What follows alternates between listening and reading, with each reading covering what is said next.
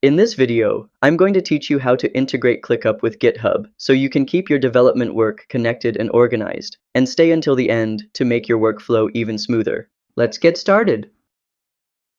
Go to clickup.com and sign into your account. Make sure you're logged in with the correct workspace. Click your profile icon at the top left corner. This will open your main account settings and shortcuts. In the drop-down menu, choose App Center. This is where you can find all available integrations for Clickup. Now in the search bar, just search GitHub and choose GitHub from the list. This will open the integration setup page. Just click Connect and follow all prompts to authorize GitHub and choose your repos to link. This step makes sure your GitHub activity syncs with Clickup tasks. And that's how you integrate Clickup with GitHub. If this helped, give this video a like and subscribe to How to Tutor for more step-by-step guides. See you next time!